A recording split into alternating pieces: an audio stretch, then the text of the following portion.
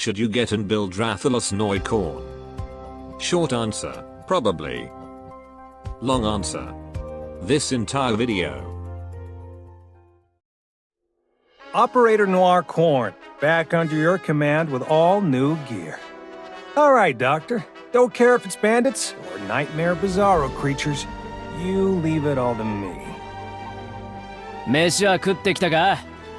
そんじゃ出発だ。俺参上。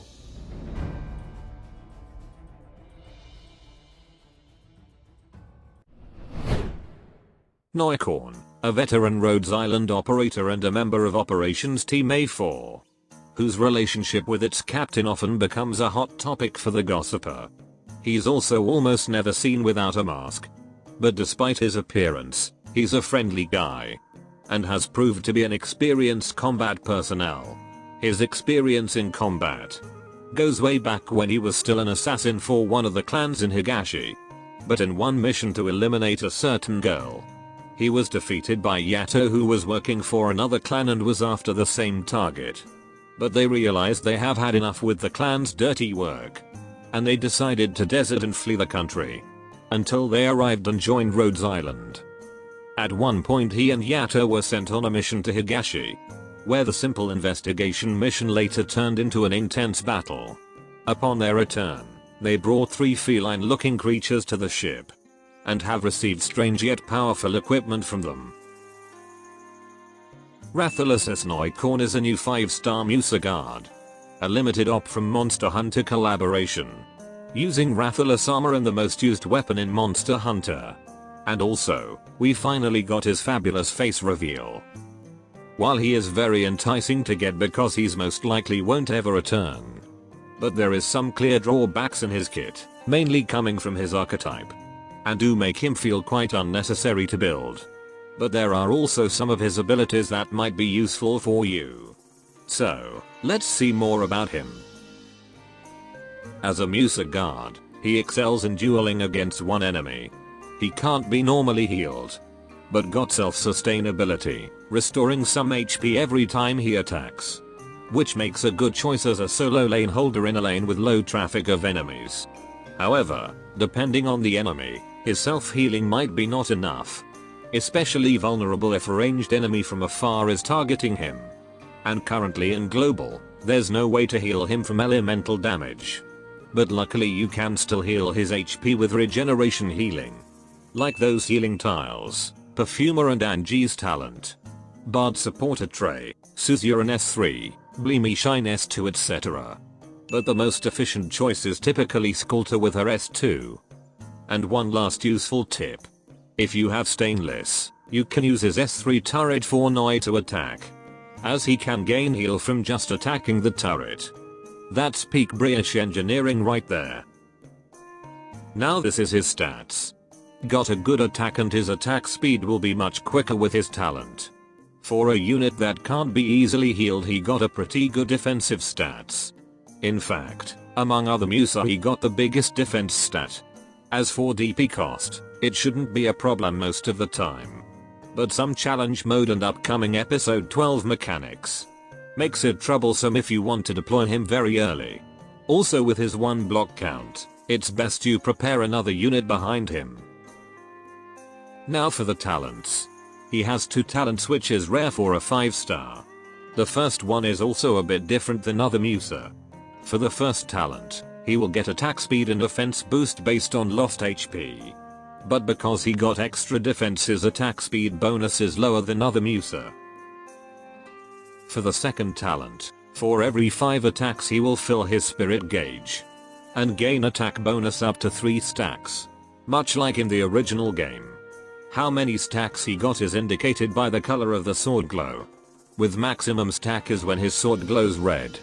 It shouldn't take long to gain a full stack considering his fast attack. And the attack bonus is certainly useful for his skill's damage multiplier.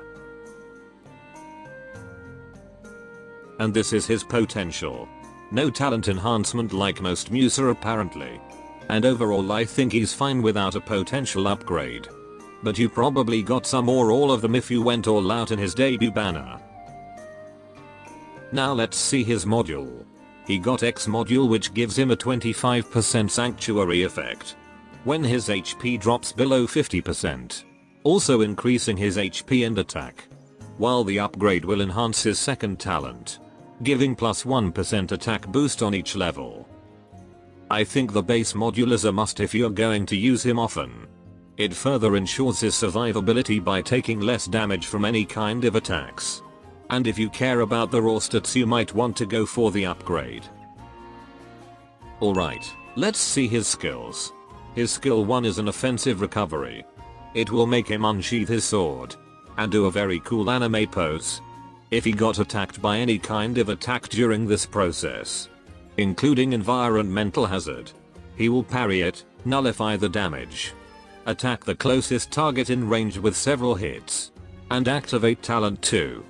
If he manages to defeat an enemy with it, he will repeat this skill process. That might lead to another Chongyu skill 3 experience. It's usually best against a crowd of a weak mob, where he can easily kill them and repeat this skill again and again. Or against a heavy hitter but got a slow attack interval.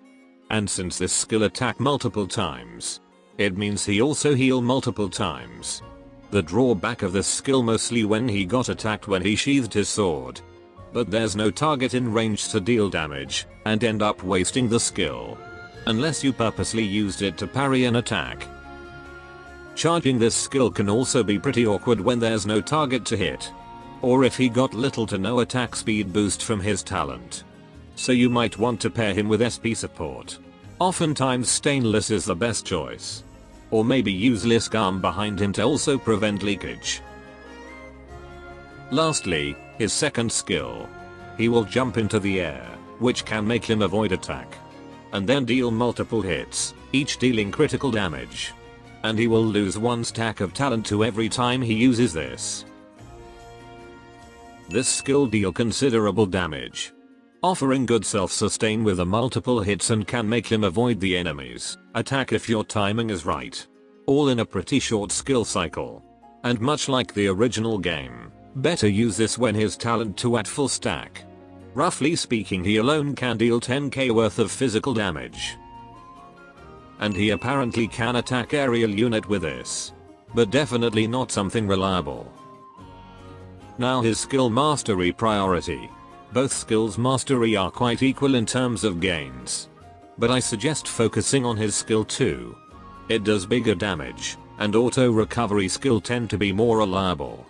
His S1 does bring an interesting utility, and mighty awesome in certain situation. But I think the time when it can be fully utilized is not very common. For base skill, much like what I said in the Arknights Yato video, his base skill works best when all Monster Hunter operators are working together. And mostly the aim is to buff the feline's base skills. For skill 1, for each Monster Hunter op in the control center he will produce 2 Felvine. And skill 2, if he is with another Monster Hunter op, which usually means Yato, he will increase all trading post efficiency by plus 7%. So, that's all about Noir Alter. My opinion of Longsword Main is that they are either the best hunter to ever grace the online session, or the one who makes me regret not using flinch-free skill. Noir is pretty much somewhere in between. Overall not the most efficient op to use. That I think you shouldn't focus to build, unless you already got a balanced roster. But still a fun op who offer usefulness to the team. Able to deal considerable damage, and offers invulnerability in his skills. His biggest drawback is without a doubt his inability to be normally healed. Might be troublesome for you who only started the game recently. So I'd suggest new players to build other units that can do similar or better things that he provides. For example, you can use Cutter for burst physical damage.